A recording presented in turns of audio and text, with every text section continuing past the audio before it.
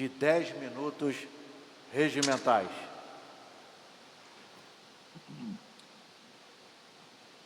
Presidente, deputado capitão Paulo Teixeira, senhoras deputadas, senhores deputados, cidadãs e cidadãos que nos acompanham pela TV Alerj, nos seguem pelas redes sociais. Assumo como de hábito esta tribuna virtual para novamente fazer algumas notas. E a primeira delas é absolutamente pesarosa.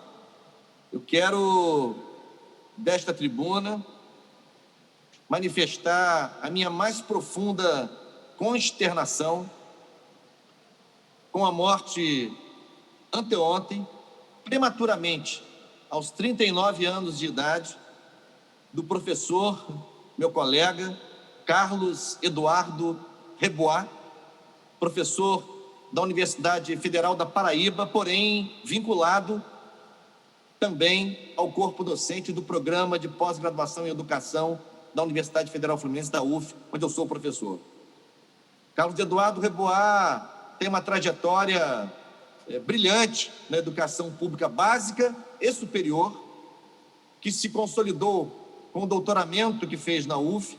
Eu fui da banca de seleção ao doutorado do professor Carlos Eduardo Rebois, que fez seu doutoramento sob orientação do professor Giovanni Semeraro, nosso colega também. Carlos Eduardo Rebois era um estudioso dos mais acurados do pensamento de Walter Benjamin e um crítico fundamentado, um crítico absolutamente bem fundamentado do pensamento fascista, vinculado também ao núcleo de filosofia, política e educação da nossa universidade, da UF, no FIP, da Faculdade de Educação. Então, eu quero dizer que o Rio de Janeiro, a Paraíba e o Brasil perderam um grande educador, um grande intelectual, dos mais brilhantes da sua geração.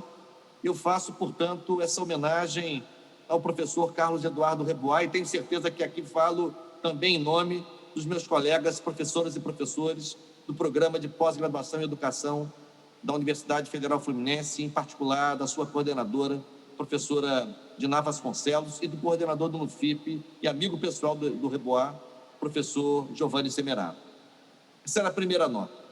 Segunda nota é para me associar ao que se debateu na ordem do dia, as intervenções da deputada Lucinha, do deputado Eliomar, do deputado Dionísio Lins, da deputada enfermeira Viviane, que são também as minhas, que é uma vergonha o constrangimento, o sufoco e a dificuldade que enfrentam moradores, trabalhadores e trabalhadoras da cidade do Rio de Janeiro, seja no transporte aquaviário entre Paquetá e Rio, seja aqueles que vêm do extremo oeste da cidade, de trem, pelo ramal Santa Cruz Central, que continuam penando por mais de 2 horas de viagem, parando em 34 estações, desde a supressão da linha expressa desse ramal. Então, eu quero dizer que não podemos apenas discursar, embora, no caso de Paquetá, a Assembleia não apenas discursou, nós tivemos ações concretas, o deputado André Siciliano disponibilizou recursos para mitigar as dificuldades econômicas, o desequilíbrio econômico da linha Paquetá-Rio de Janeiro, para que isso pudesse permitir o retorno à grade de horários original. Entretanto, o Ministério Público questionou o aporte desses recursos e o fato é que o povo de Paquetá volta a enfrentar dificuldades graves, crônicas, sérias, em sua liberdade de ir e vir. Eu não preciso lembrar, mas eu vou lembrar. É a única alternativa de transporte coletivo dos moradores desta ilha. Nós estamos falando de uma área insular, mas é um bairro da cidade do Rio de Janeiro e, portanto, também me surpreende que a Prefeitura do Rio, embora não seja responsável, evidentemente, pelo transporte aquaviário, não entre nesse debate de alguma forma, porque é povo da cidade do Rio de Janeiro, é morador da cidade do Rio de Janeiro, é trabalhador, é estudante, enfim, da cidade do Rio de Janeiro, que enfrentam as dificuldades de transporte, como no caso de Paquetá. E do ramal Santa Cruz, a mesma coisa. Não podemos tolerar que o transporte seja tão desqualificado, tão penalizador, né? Tão pesante, digamos assim, para quem usa o transporte do dia a dia. Nós também não ficamos só discursando, fizemos uma vistoria no local, fizemos uma viagem, eu, a deputada Lucinha, o deputado Dionísio Lins, nossas assessorias, de ponta a ponta, para confirmar o que estamos dizendo em relação às 34 paradas, em relação à duração do trajeto, fora o tempo de espera na estação até que o comboio saia, né, que a composição saia. Portanto, fica aqui o registro de que é muito importante fazer uma nova rodada de reuniões, como já foi assinalado aqui, o mais urgentemente possível, para encontrar alternativas em defesa do interesse público, em defesa dos usuários de transporte aquaviário, transporte ferroviário no Rio de Janeiro. É a segunda nota. A terceira nota que quero fazer diz respeito à data de hoje, 8 de setembro, considerado pela Unesco o Dia Mundial da Alfabetização. E eu quero ressaltar esta data, em primeiro lugar, me solidarizando e cumprimentando professoras e professores, e neste caso, neste ciclo, essa etapa da escolaridade, a etapa da alfabetização em geral, são mulheres, pelo esforço impressionante, pelo esforço teórico, pedagógico, prático, que desenvolvem para ensinar a língua escrita às crianças de nossas escolas. É um trabalho muito difícil, talvez seja o trabalho pedagógico mais complexo de todo o aparelho escolar. Eu quero, portanto, reconhecer o esforço dessas mulheres alfabetizadoras, quero destacar o esforço também de quem pesquisa na área da alfabetização, mencionando alguns lugares de referência no Rio de Janeiro, na nossa Faculdade de Educação da UF, o PROALI, o Programa de Alfabetização e Leitura, em Minas Gerais, o CEALI, o Centro de Alfabetização e Leitura da UFMG, entre vários outros locais de referência, em geral, na maior parte dos casos, em universidades públicas que se dedicam ao estudo teórico, epistemológico, metodológico, pedagógico, para aperfeiçoar, para melhorar as condições de formação inicial e continuada de professores e, sobretudo, de professoras que atuam na área da alfabetização. E lembrar que é preciso discutir a alfabetização sempre associada ao fenômeno do letramento. É muito importante garantir o ensino da leitura e a aprendizagem da leitura, melhor dizendo, para as crianças, mas é muito importante também que essas crianças possam viver experiências socioculturais que proporcionem o seu vínculo, a sua ligação, o seu contato regular com a leitura e com a escrita. Portanto, o fenômeno do letramento, diretamente associado à alfabetização, é aquele que garante práticas sociais e culturais que aculturam, que ambientam, que familiarizam a criança com a leitura e com a escrita no seu cotidiano, seja na família, seja, enfim, na sociedade como um todo. Então, assim, fazer o destaque para essa associação entre alfabetização e letramento. E, por último, ainda nesta nota, lembrar do enorme desafio que ainda temos no Brasil, deputado capitão Paulo Teixeira, em relação à alfabetização, pois os nossos números ainda são ruins, ainda temos um número expressivo de pessoas neste país que não se apropriaram da leitura e da escrita, e mesmo aquelas que formalmente se alfabetizaram, muitas delas vivem sob o guarda-chuva, o triste guarda-chuva do analfabetismo funcional, ou seja, são pessoas que formalmente aprenderam a palavra escrita, mas que não conseguem dela fazer uso para um pequeno texto, para um pequeno bilhete, ou mesmo para interpretar uma pequena mensagem que venha a receber. Então, é muito importante que as escolas brasileiras, que as redes públicas em particular, em especial, não deixem de investir em políticas de educação de jovens e adultos, não deixem de investir em políticas de alfabetização de jovens e adultos, porque o déficit educacional nessa área no Brasil ainda é muito importante. Eu queria, portanto, saudar homens e mulheres, sobretudo professoras, que atuam no campo da alfabetização no Brasil.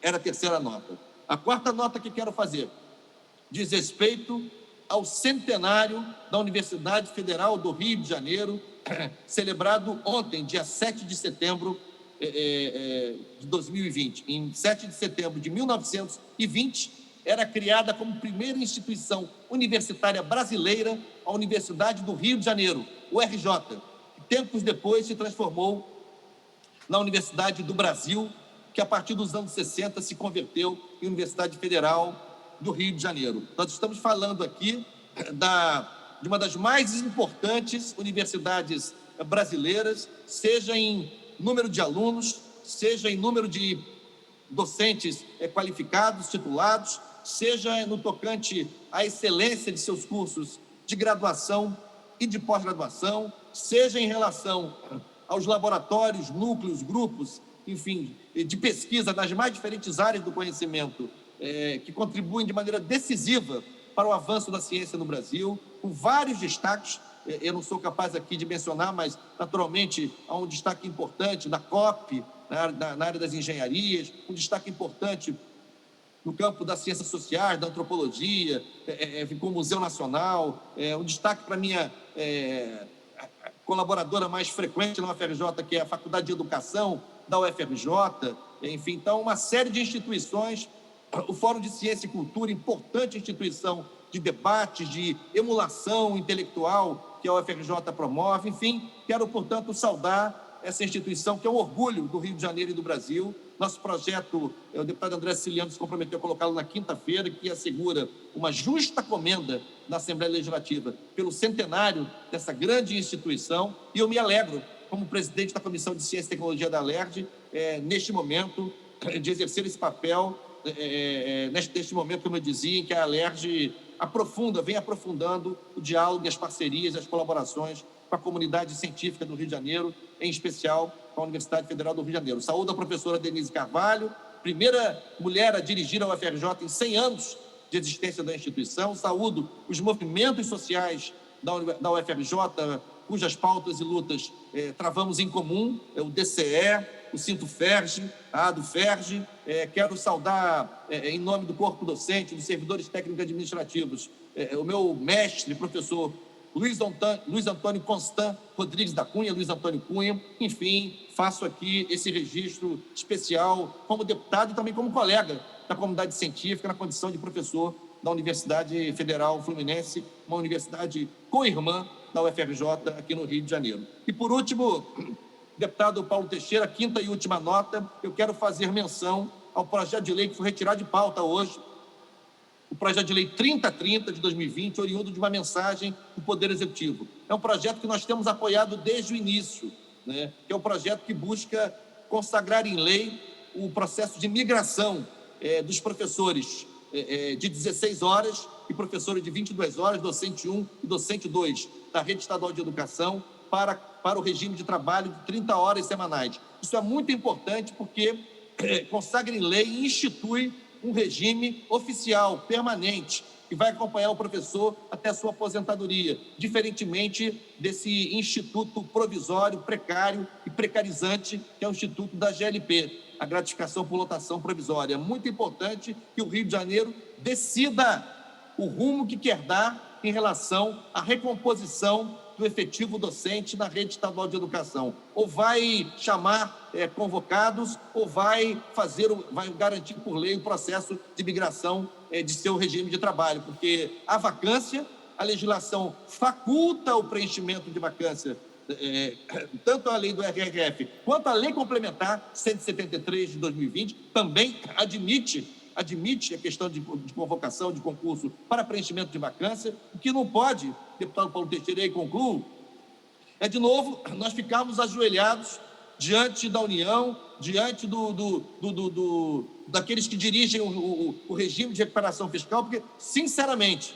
isso aqui é um Estado da Federação. A União não pode tratar o Brasil, repito aqui, como se fosse um agente financeiro internacional.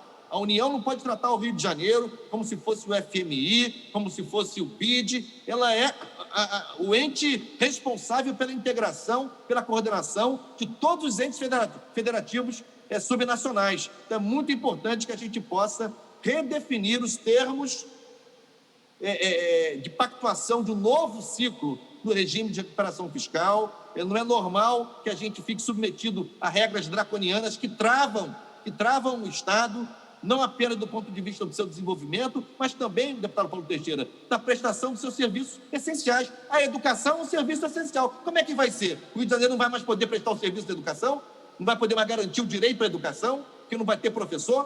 Como é que vai ser? Como é que a gente vai fazer? Então, é muito importante ter uma decisão liminar do Tribunal de Contas da União, do TCU, para que o Rio de Janeiro permaneça no regime de recuperação fiscal enquanto o governo federal não toma a sua decisão. Tem a demanda fundamentada da Alerj pedindo uma prorrogação por 180 dias, enquanto a gente estuda os novos termos, as novas, digamos, bases da pactuação do Estado com a União. O que a gente não pode é ficar acocorado, ajoelhado diante de burocratas, de tecnocratas, né, que não conseguem perceber sequer direitos fundamentais e serviços estratégicos que o Estado do Rio de Janeiro tem que continuar prestando. É o caso exatamente do tema deste projeto de lei 3030. Eu quero aqui dizer que apoiamos, fizemos vários ajustes no texto, em diálogo com o governo, em diálogo com o secretário de Educação, Pedro Fernandes, em diálogo também com o Sindicato Estadual dos Profissionais de Educação.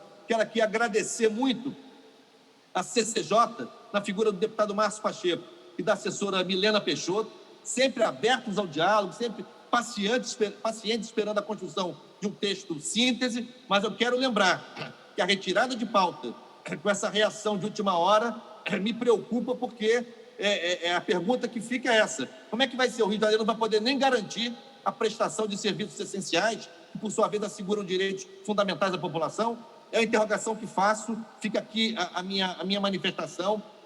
Se temos que viver um novo ciclo no regime de recuperação fiscal, que isso não seja feito sem que antes façamos uma boa pactuação com a União sobre as bases que interessam não ao governador de plantão, não ao presidente de plantão, não ao ministro de Economia de plantão, mas ao presente e ao futuro do povo do Estado do Rio de Janeiro. Muito obrigado.